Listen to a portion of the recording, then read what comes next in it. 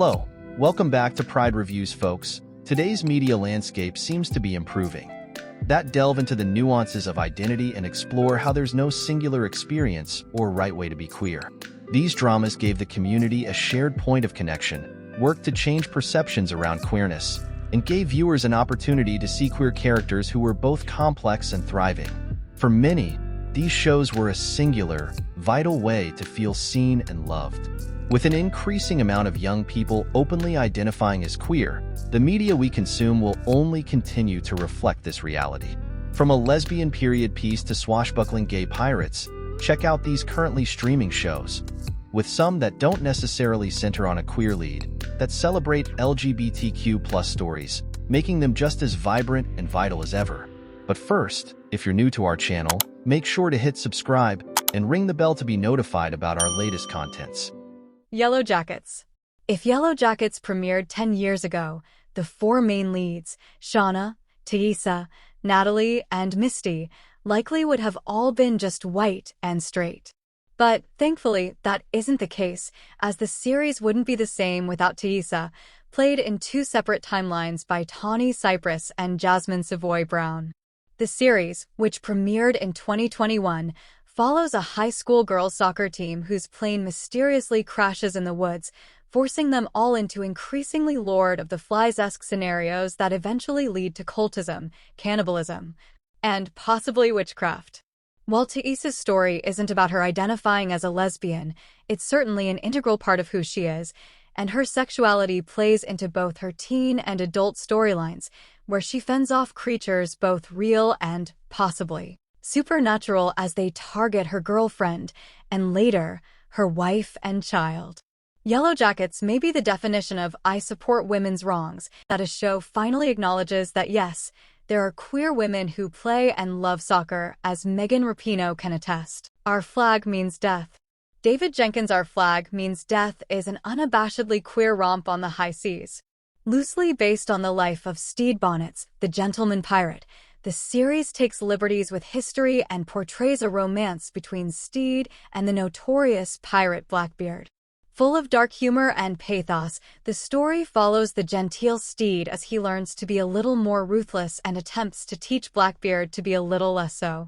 It's a fresh take on an often very stereotypically masculine and straight genre, and it's incredible to see how the series portrays Stede having a nearly all-queer crew, including Lucius, Black Pete, Oluwand, and Jim, who's played by non-binary actor Vico Ortiz and teaches the crew to use they, them pronouns.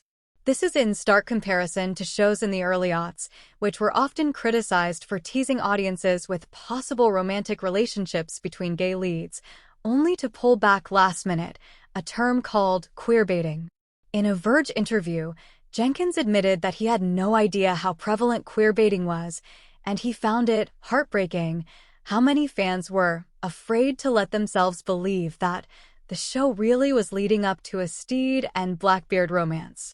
Our Flag Means Death feels revolutionary in how effortlessly it portrays all these queer characters living, singing, and pillaging together. Gentleman Jack. For lovers of period pieces who wish the Georgian era had more women kissing, Gentleman Jack is for you. This series is notable for the sheer fact that it tells the true story of 1800s lesbian industrialist and landowner Anne Lister, who chronicled her travels, studies, and love for the fairer sex in over 24 volumes of diaries. Gentleman Jack is a lush queer romance done in the style of Emma or Pride and Prejudice, something we've never seen before beyond films like The Favourite and Portrait of a Lady on Fire. The series also pushes us to question how much of history has been straightwashed. After all, and wore masculine clothes, but her status as a member of the upper class allowed her to get away with being dubbed an eccentric. She married a woman, but there weren't any courts that recognized it as legal. She even wrote extensively in her diaries about her sexual dalliances with women, but it was all done in coded, crypt hand that modern-day historians are still unraveling today. Not only is the show a reminder that queer people existed at all points in history, it reminds viewers that queer history simply is our shared history. The L Word, Generation Q. Given how formative the original was, it's no surprise that Showtime rebooted the L Word for a younger audience. Boasting a more diverse writer's room this time around, Generation Q seems aware of the shortcomings of the original, reflecting the true diversity of Los Angeles. The reboot still follows characters Bette, Shane, and Alice, but it also introduces a number of newer and more youthful characters whose storylines overlap and unfold in unique ways. The more conscious focus on diversity is most reflected in its racial and trans representation. Though the 2004 version featured television's first trans man series regular with Max Sweeney, he was portrayed as a cautionary tale about transitioning. In contrast, Generation Q features Leo Sheng's Micah Lee, a gentle educator whose identity as a trans man evolves over the course of 2 seasons. He eventually goes from crushing on the neighborhood male hotties to falling for his friend Mirabelle, an Afro-Latinx attorney who has muscular dystrophy. These changes make the reboot feel more culturally and socially aware, while still being as sexy and soapy as it has to carry the burden of being the only show on air about queer identity, and can just be leisurely enjoyed like a beachy summer read. Sometimes a show doesn't need to be anything more than a quiet and contained rumination about life and the choices that define us. Such is the way with the drama Sort Of, which was co-created by and stars Bilal Baig, who's notable for being the first queer South Asian Muslim actor to lead a Canadian primetime series.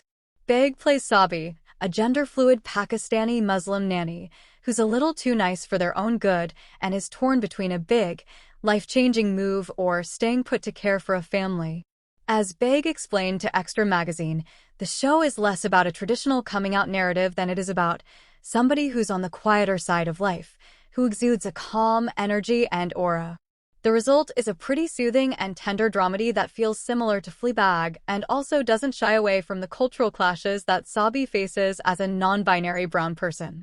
The series also boasts several queer leads, including Sabi's best friend Seven Ben and their employer, Bessie. Sort Of's gentle and straightforward humor has clearly resonated with viewers. Baig told Fashion Magazine that in the wake of Season 1, their DMs have been full of love and gratitude from viewers who felt seen by Sabi. Their parents have started to use their pronouns correctly, they said. They feel more certain than ever that they will transition or come out to their family. It's like this spirit of opening. Sort Of was renewed for Season 2 in February. You can't get much softer than Heartstopper, a dreamy coming-of-age rom-com based on a slice-of-life webcomic by Alice Oseman. Compared to Love, Simon, which centered on the trauma of coming out, Oseman explained to BuzzFeed that she really likes taking characters through queer discovery in a joyful way.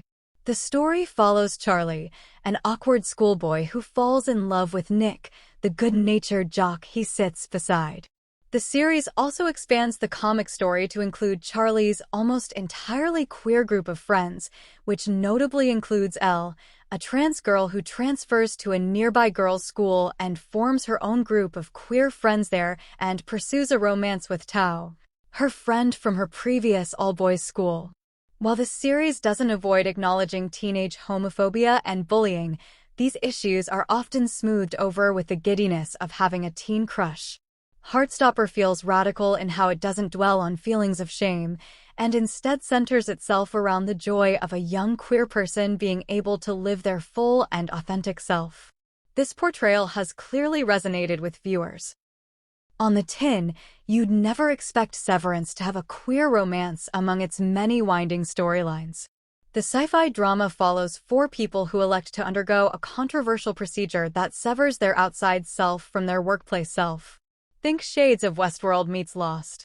Amid all of this is an achingly intimate love story between Irving and Bert. Despite being from 2 separate departments, they end up falling in love and carrying on a courtship in secret.